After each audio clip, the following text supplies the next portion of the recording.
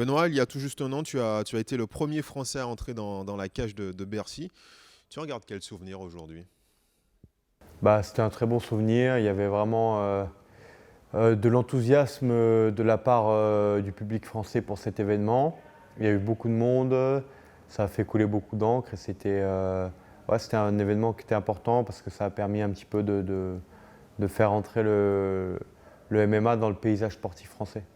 Tu étais entré dans le cœur des gens ce jour-là avec une performance XXL. D'ailleurs, tu avais pris un bonus. C'est aujourd'hui ton meilleur souvenir en MMA? Euh, Ça fait partie de mes meilleurs souvenirs, ouais, c'est un bon souvenir. Après moi, c'est surtout le combat en lui-même qui me donne plus ou moins des bons souvenirs. Donc mon deuxième combat pro, il m'avait donné des bons souvenirs parce que c'était le seul combat pendant lequel je suis allé au troisième round avec ma défaite à la décision contre Élisée. Mes meilleurs souvenirs, ça reste mes combats les plus durs. Même si d'un point de vue du public, c'était clairement le meilleur souvenir, c'était Paris. Ouais. Depuis ce succès, tu as enchaîné avec une autre victoire prestigieuse face à Bonfim. Tu n'étais pas spécialement favori, mais pourtant tu le soumets dès le premier round. Oui, c'était un combat important. Après, je pense que euh, le public en général et les odds makers ne se rendent pas forcément compte de la différence de poids entre les 70 et les 77 kilos et de la différence de niveau entre un top 15 mondial et un jeune rentré. Donc voilà, non, c'était une performance qui était importante contre un top 25 qui m'a permis de rentrer dans le top 20. Et aujourd'hui, on va essayer de battre le numéro 16, Thiago Moises. Tu préfères le statut de favori ou d'outsider? Peu importe, je préfère surtout affronter des mecs durs. Tu penses que cette victoire t'a crédibilisé un peu plus aux yeux de l'UFC, là, ces dernières victoires face à Bonfim? Oui, clairement, parce que ça m'a permis d'obtenir un deuxième contrat au sein de l'UFC, d'obtenir un combat rapide et d'enchaîner cette année avec un deuxième combat quand même. Donc clairement, oui, ça m'a permis d'avoir un petit peu plus de puissance et de poids dans cet organe.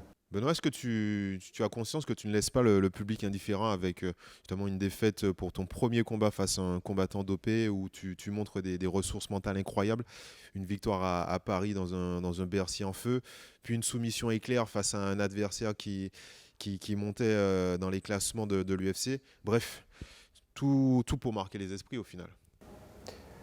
Ouais, c'est pas forcément ce qui est recherché. Après, c'est mon style de combat qui est assez engagé. C'est ma manière de combattre que je pense est assez plaisante à regarder.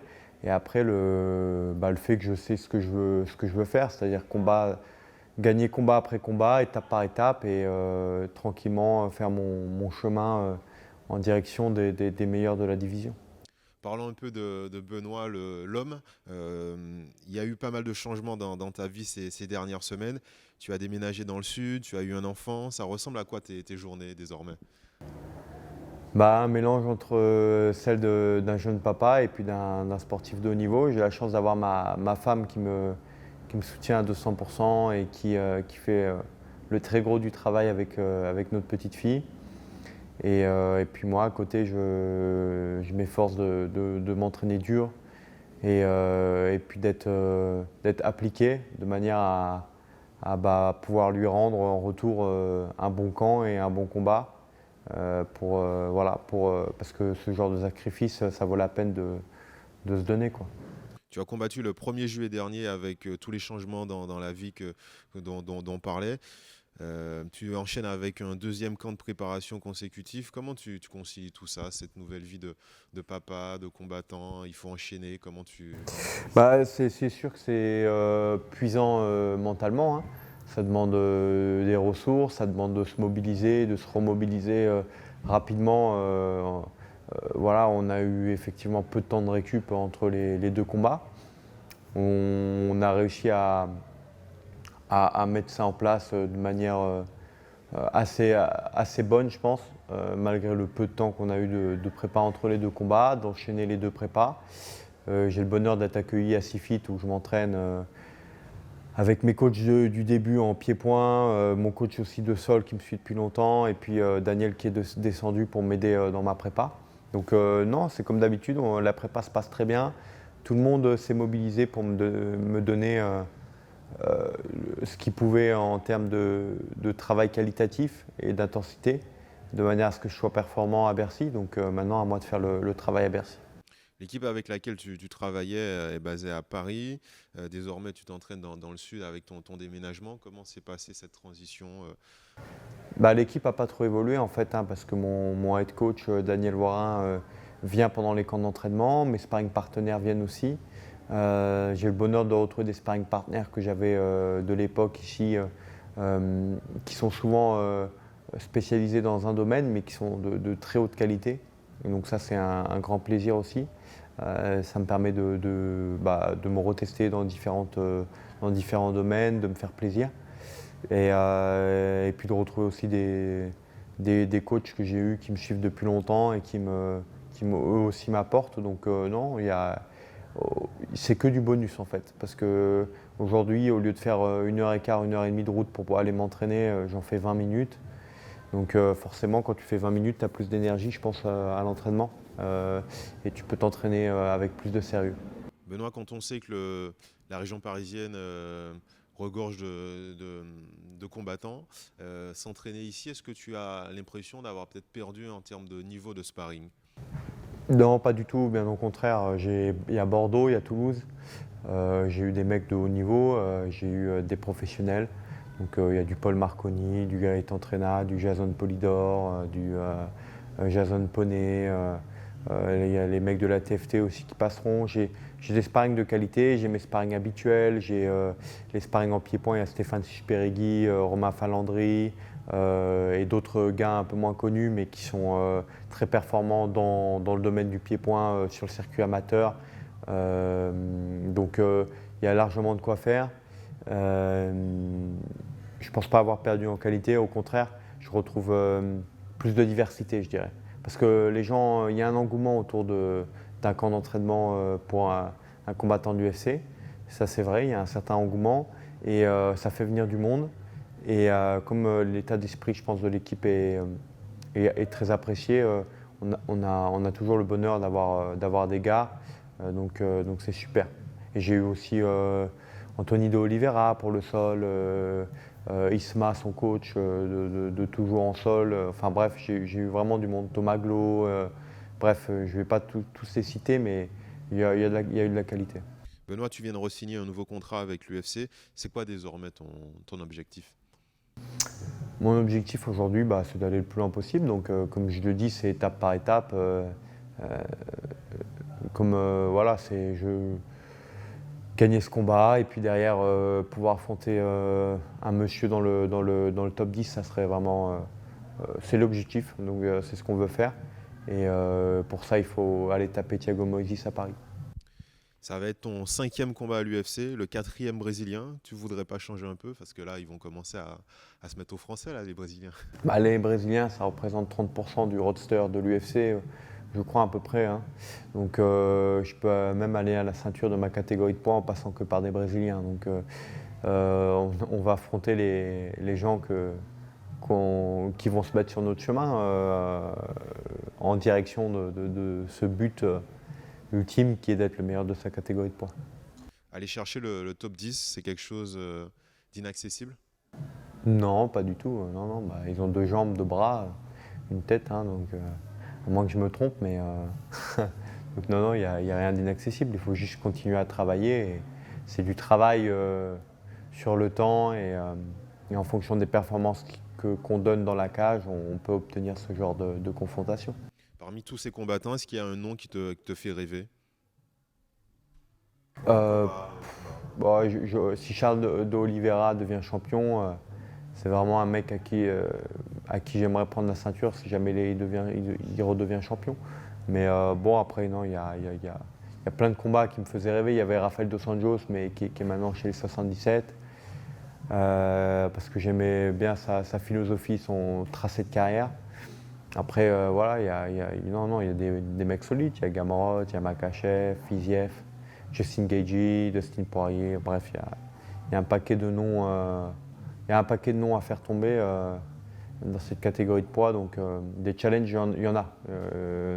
Et il faut les mériter, c'est des challenges qu'il faut mériter. Et pour mériter ces challenges, ça passera déjà par l'étape Thiago Moises à Paris. Si tu gagnes justement contre Moses à Paris, tu vas demander qui? Je ne sais pas encore, il y a du choix. Peut-être le perdant de Fiziev Gamrot ou de Dariush Tsarukyan, ça serait pas mal. Ou n'importe quel gars dans le top 10. Ouais. Parlons un peu de ton adversaire, Moses. Il a 17 victoires pour 6 défaites, mieux classé que toi. Comment tu le vois ce combat? Je pense que ça va être un combat engagé. C'est un mec, c'est un technicien, il est solide. Il a déjà affronté, il a perdu uniquement contre des mecs qui sont rentrés dans le top 15 à l'UFC. La plupart y sont encore d'ailleurs, comme Ismagulov, Makachev, Benel Dariush. Voilà, il perd contre ce genre de mecs-là. Donc clairement, une victoire contre ce gars-là, c'est assez significatif. Et c'est un mec qui est à la porte et en passe de repasser dans le top 15. Donc ce duel, c'est un peu le billet d'entrée pour le top 15. Parlant de son style, il a remporté presque 50% de ses succès par soumission. Il va falloir que tu te méfies du coup de son sol. Ouais, il est un bon sol. Après, on travaille toujours tout hein, avec Daniel. On laisse rien au hasard. J'ai Christophe Savoca qui est mon coach de sol, avec qui on continue à travailler le sol, avec qui je me suis reconnecté depuis maintenant quelques mois parce que j'avais plus trop de suivi en sol depuis que j'étais à Paris. Donc, j'ai le bonheur de pouvoir me réentraîner régulièrement en grappling, donc ça m'a fait du bien. Et oui, oui, clairement, c'est un client en sol, donc ça va être un des domaines où on va pouvoir se tester aussi. Ouais. Toi, tu n'es allé qu'une seule fois à la décision lors de tes combats. Lui, du coup, il va devoir se méfier. Pardon, on l'a refait. Toi, tu n'es allé qu'une seule fois à la décision lors de tes combats. Lui, du coup, il va devoir se méfier de quoi te concernant? Bah, je pense il va se méfier, je pense, de l'intensité que je suis capable de mettre dans le combat. Il va vouloir faire son combat. Je pense c'est plutôt un technicien. Il est fort physiquement aussi. Donc il va essayer, je pense, de faire un combat tactique comme il aime les mener. Donc à moi de mener mon combat et de ne pas le laisser s'installer. Tu dirais que c'est quoi un combattant tacticien Je dirais que c'est un technicien avec un gros physique, Thiago Moises. Toi, tu n'as jamais été soumis ni mis KO. C'est possible que ça arrive un jour avec ton côté guerrier? Bah, j'ai deux bras, deux jambes comme tout le monde, donc ça peut arriver. Après, ça va être difficile pour les gars parce que mentalement, je suis prêt à aller jusqu'au bout et j'ai des armes techniques qui me permettent aussi d'éviter un maximum de me mettre dans des situations compliquées. Donc voilà, je pense que c'est pas quelque chose que j'accepte quand je rentre dans la cage. Après, bien sûr, c'est quelque chose qui peut arriver, c'est la loi du sport. Hein. Tu dirais que ta formation militaire joue dans le fait de ne jamais abandonner? Surtout dans le fait d'être discipliné et d'avoir été intelligent dans la manière de mettre en place mon début de carrière, dans les entraînements, les plannings, les personnes à qui j'ai fait confiance pour m'amener pour m'amener à ce niveau-là. Tu as re-signé pour 4 combats, j'imagine. Comment tu te vois situé dans les classements à l'issue de ce combat?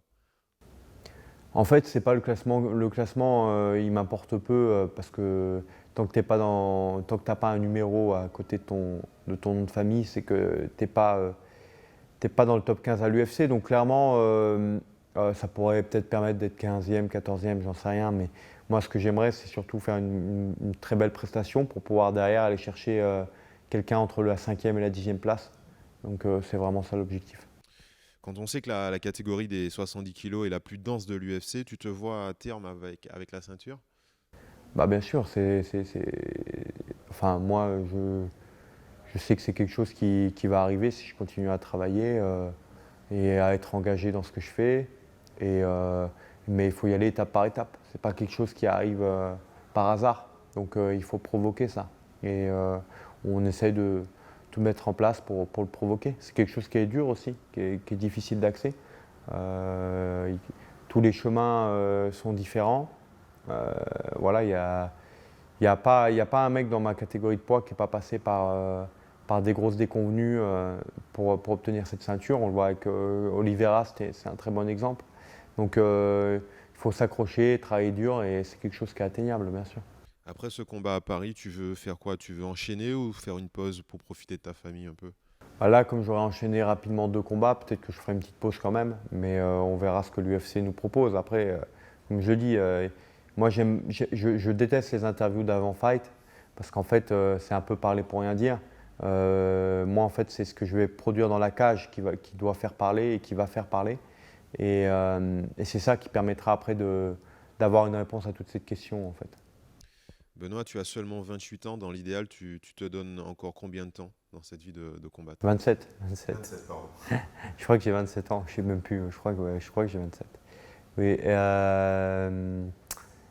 bah, je me donne combien de temps? Bah, tant que le corps va bien, que l'état d'esprit est là. Et j'ai des bons exemples de mecs qui ont été réguliers. Il y a des bons exemples à suivre, ne serait-ce que à Sifit. Stéphane, il vient d'arrêter sa carrière. En étant encore combattant au Glory, lorsqu'il a arrêté, il avait pas loin des 40 ans. Donc je pense que ça dépend de chacun aussi, des blessures, du ressenti. Mais je pense que voilà, ça va dépendre de tout ça. Est-ce que j'ai encore envie ou pas? Et voilà, il y a plein de paramètres qui rentrent en jeu. Ton après-carrière, tu y penses déjà un peu? C'est dans un coin de ta tête? Non, pas encore, parce que je pense que je suis assez frais encore. J'ai la chance d'être encore assez frais dans cette carrière. Moi, j'ai vraiment commencé le MMA fin 2018. Donc, et puis mon père m'a pas mis à la compétition comme un Habib dès 3 ans, quoi. Donc j'ai pas toujours été dans le domaine de la compétition dans les sports de combat. C'est arrivé très tard pour moi. C'est arrivé, on va dire, vraiment cette volonté d'être un peu compétitif, ça a été vers 2018. Donc ouais, et puis du coup fin 2018 les premiers combats amateurs, 2019 les débuts pro, donc je suis assez jeune, pour l'instant j'ai toujours envie, c'est quelque chose qui me plaît. Après bien sûr le rythme, il faut bien gérer le rythme pour pas se dégoûter non plus de son travail, mais je pense que ouais, c'est un savant mélange d'entraînement, de passion et puis d'intensité et de rythme que tu mets dans ta carrière qui va faire que tu vas être plus ou moins, tu vas avoir une carrière plus ou moins longue. L'UFC à Paris, la dernière fois, c'était quand même quelque chose de grandiose. Qu'est-ce que tu peux nous promettre pour le 2 septembre, Benoît? Bah, un combat engagé comme d'habitude, hein. Engagé, c'est pour pas utiliser le mot violent, mais ça va être un combat ouais, voilà, ça va être un combat, je pense, qui va être intéressant et les gens ils vont pas s'ennuyer. Donc voilà, bah, soutenez-moi et puis venez à l'UFC Paris. Bah, je sais que les billets sont déjà pris depuis longtemps pour la plupart des gens. Parce que ça, c'est notre galère encore, ça. Mais voilà, bon, en tout cas, que vous soyez derrière l'écran ou dans la salle, voilà, à fond derrière BSD. Et puis moi, je vous promets de vous donner le meilleur de moi-même. Ben, en tout cas, merci à toi, Benoît. Merci d'avoir répondu à nos questions. Et rendez-vous le 2 septembre. Merci à toi. À rendez-vous le 2 septembre. Os.